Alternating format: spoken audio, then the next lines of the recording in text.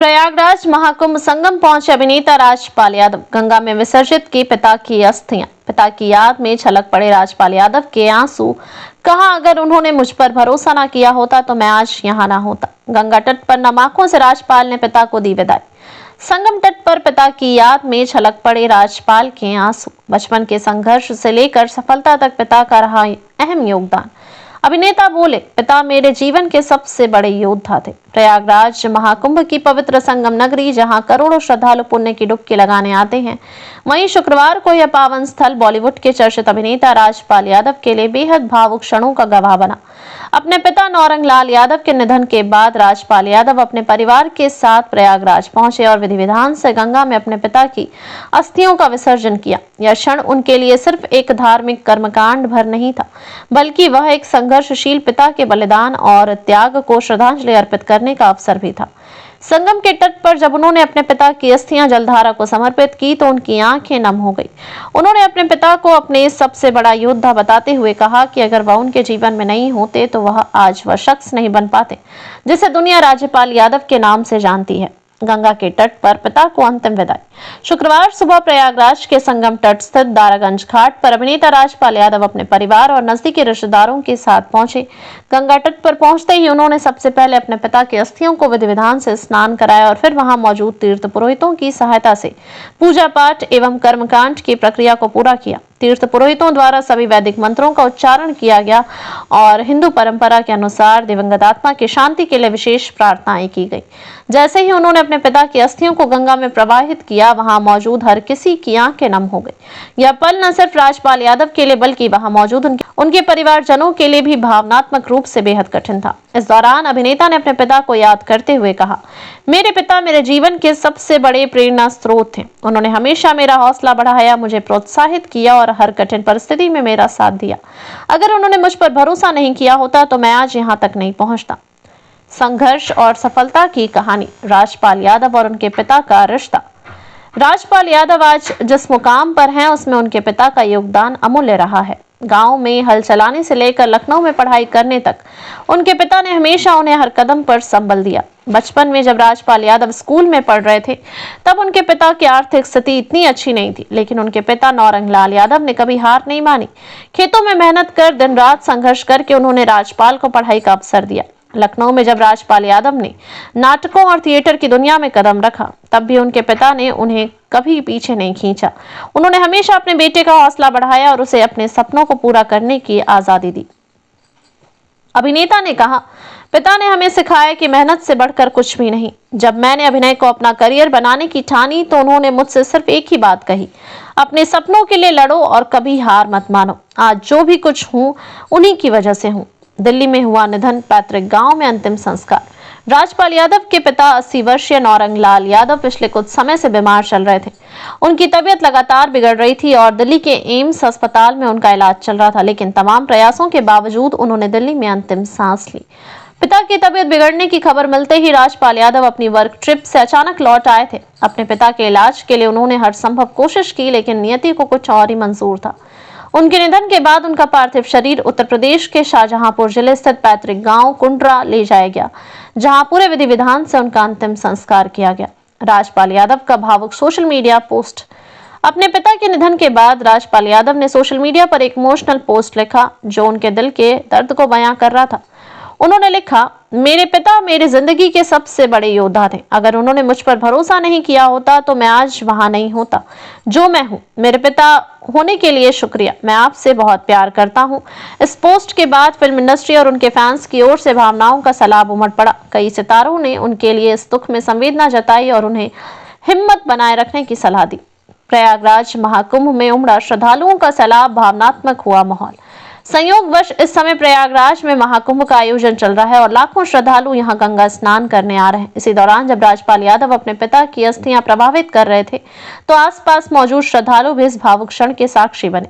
गंगा तट पर मौजूद श्रद्धालुओं में से कई लोगों ने आगे बढ़कर अभिनेता को सांत्वना दी और कहा कि गंगा में अस्थियों के विसर्जन से आत्मा को मोक्ष की प्राप्ति होती है। कौन कौन रहा उपस्थित।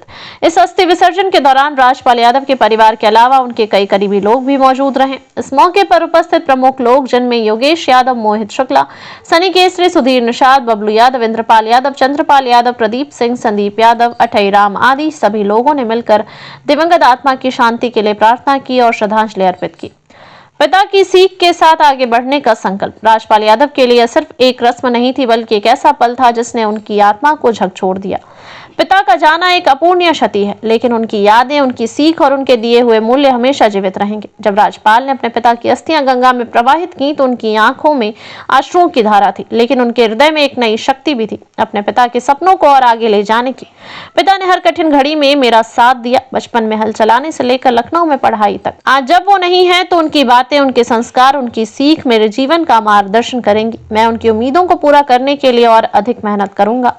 राजपाल ने भावुक होकर कहा, यह विदाई अंतिम नहीं है। पिता चले गए, लेकिन उनका आशीर्वाद, उनकी प्रेरणा और उनकी अमिट छाप हमेशा मेरे साथ रहेगी, हर निर्णय में, हर सफलता में, हर संघर्ष में। प्रयागराज उत्तर प्रदेश से सनी केशरवानी की रिपोर्ट। देखते रहिए अपना चैनल आंचलिक खबरें, अपनों की खबर आप तक। यज्ञ करने का तो विश्व कल्याण हेतु सपना था और ये दादाजी के अंतर्विलीन ब्रह्मलीन होने के बाद ये जो कुंभ था वो पहला मौका था, लेकिन उसमें पिताजी का स्वर्गवास और आज इस कुंभ में उनकी अस्थियों को जो है श्री गंगा में करने का जो है इन हाथों को आप सबका शक्ति मिली और बाकी पिताजी तो हर समय साथ में ही हैं और जितने भी लोग इस कुंभ में आके जिनके अपने अपने सपने थे, बच्चे, बूढ़े, नौजवान, जिसको भी जो नुकसान जान माल का हुआ है उसके लिए भी उतनी ही भावभीनी श्रद्धांजलि हृदय से अर्पित करता हूँ कि जो आप जहाँ भी हो, आप हृदय से आपको शक्ति मिले, खूब आपको हम लोगों की तरफ से मैं आपको बहुत यही कह सकता हूँ कि जहाँ भी आप रहें आप सदा सुखी रहें, बस यही कामना करता हूँ। और इसके साथ में इस महाकुंभ के मेले में ये हमारे सब गुरु भाई लोग हैं, आज 20 साल से जो है इस पद्धति का बड़ा जैसे नंगे पैर और गंगा की पावन तट भूमि पर घूमने का कुर्ता धोती पहन, कमीज धोती पहन के जो सौभाग्य मिलता है, तो जीवन में 9 कलर पहनने का सौभाग्य मिलता है। लेकिन मेले के रूप में जहाँ पे एक ऐसी आस्था, एक ऐसी श्रद्धा की डुबकी जिसमें कोई किसी का नाम नहीं जानता, कोई किसी का दाम नहीं जानता, कोई किसी का काम नहीं जानता, लेकिन इस रज को हर आदमी, इस गंगा तट को हर आदमी पहचानता है। ये विचित्र मेला है, अद्भुत मेला है और ये मेला बहुत शक्ति देता है, बहुत भक्ति देता है, बहुत आस्था देता है और दुनिया में हर मेला सजता रहे, वसुधैव कुटुंबकम, और सारा संसार एक परिवार और हर परिवार सुखी रहे, हर किचन सुखी रहे, संसार सुखी रहे, पुण्य फले, महाकुंभ चले।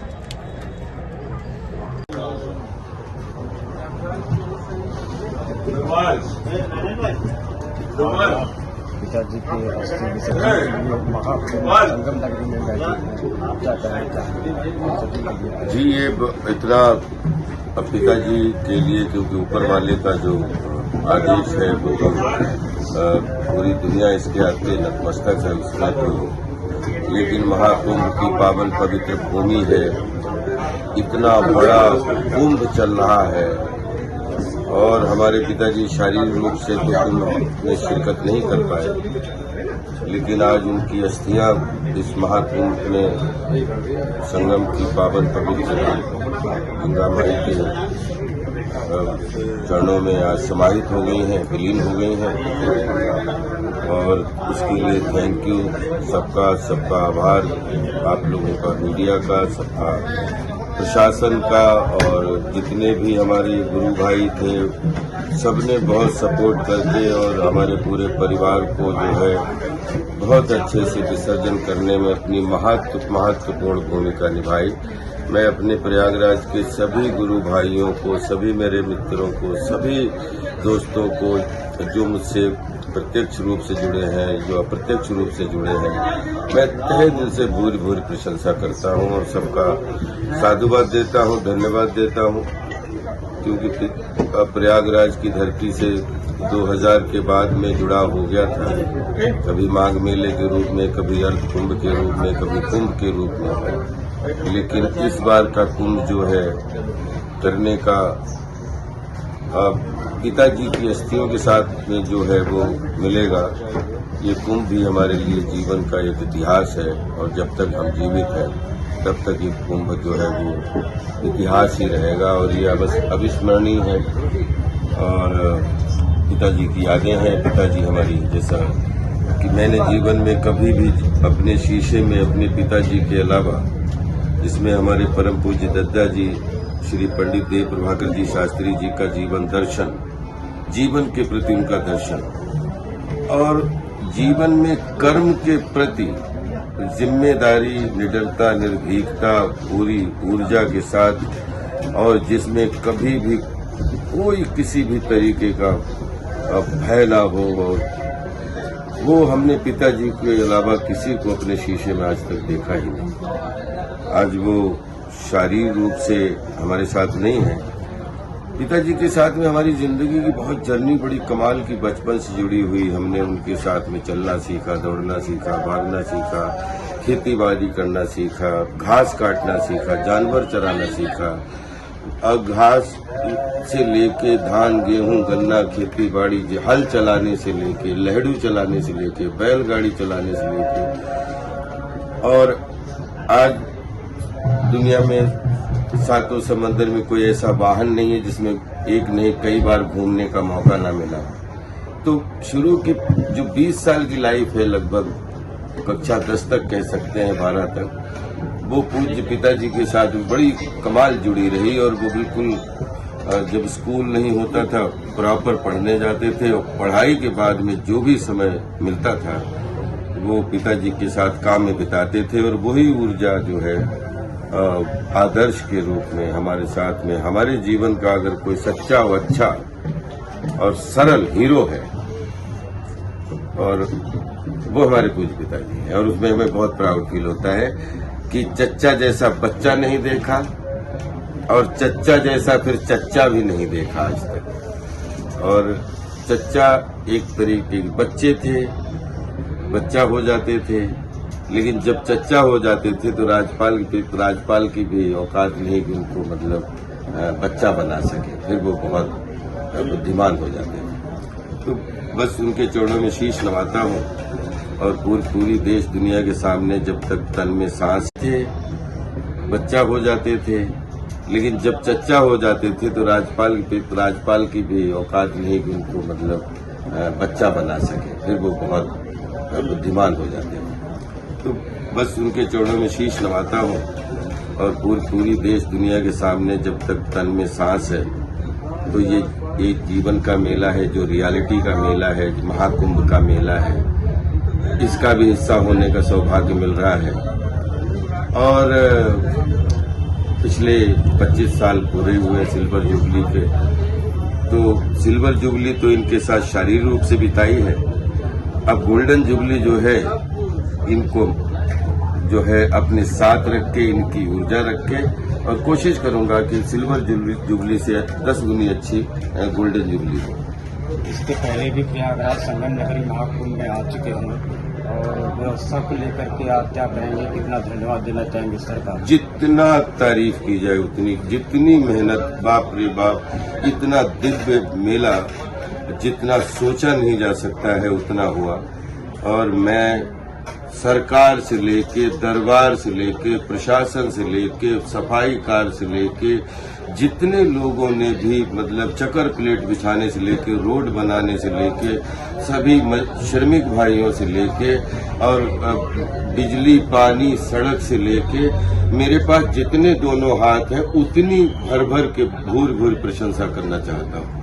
इतना दिव्य सिस्टम बनाया और इतनी मेहनत करते हुए सच में मेले को लेके गंभीर, क्योंकि मेले में हमारे पूज्य अनिल भैया के सानिध्य में 1.25 करोड़ पार्थिव शिवलिंग निर्माण जो इस दिव्य भूमि में हुआ है, इस माघ महाकुंभ के मेले में 24 जनवरी से 30 जनवरी सफलता पूरा हुआ है दद्दा की कृपा से। लेकिन 24 तारीख को ही पिताजी का देहावसान हुआ तो हमारा आना नहीं हो पाया, लेकिन उससे पहले भी आने का मौका मिला और उसके बाद भी आने का मौका मिला। बहुत सपोर्ट किया है और हमें लग रहा है कि इतनी दिव्य भीड़ में जितनी मेहनत की जा सकती है सब लोगों ने ताली बजाने का काम किया है और भूर प्रशंसा करता हूँ। सबको आशीर्वाद अपनी तरफ दुआ कि सभी सुखी रहे, सभी खूब स्वस्थ रहे, मस्त रहे और सबको बहुत बधाइयाँ, क्योंकि एक घर में एक परिवार संभालना मुश्किल हो जाता है। एक ऐसा शहर जो जगमगाता है 1 महीने के लिए और जो दुनिया का दिव्य शहर, कोई किसी का नाम नहीं जानता, कोई किसी का काम नहीं जानता, कोई किसी का दाम नहीं जानता, लेकिन सब एक दूसरे की आस्था से जुड़े हुए डुबकी लगाने आते हैं और अपने आप को दादाजी बोलते थे कि डुबकी लगाने से तन पवित्र हो जाता है। तो बोलते हैं कि तन पवित्र करने की श्रद्धा के साथ आते हैं और सब सिस्टम में सबको कोशिश की जाती है, सब डुबकी लगाए। बहुत बधाई, सबको बहुत बधाई सभी को। आखिरी सवाल है, अगर फिल्मों की बात न करो तो खबर अधूरी रह जाती है, तो फिल्मों को जुड़ेगा के बाद बेबी जॉन के बाद नेक्स्ट टाइम आपके आने वाली कौन सी मूवी? बहुत सारी, अभी तो बहुत आप लोगों की दुआ से अभी दर्जन भर से ज्यादा फिल्म है पाइपलाइन में। अगले 2-4 साल में 1 by 1 कंप्लीट करने की कोशिश करूंगा, लेकिन मैं पूरी सिल्वर जुबली में भी सौभाग्यशाली हूँ कि पूरे 25 साल अगर शूटिंग जिस दिन नहीं कर पाया तो मैं अपनी मजबूरी की वजह से नहीं कर पाया। नहीं, मुझे 10 ऑप्शन मिले हमेशा शूटिंग करने के और थिएटर करने के और प्रमोशन करने के। Thank you.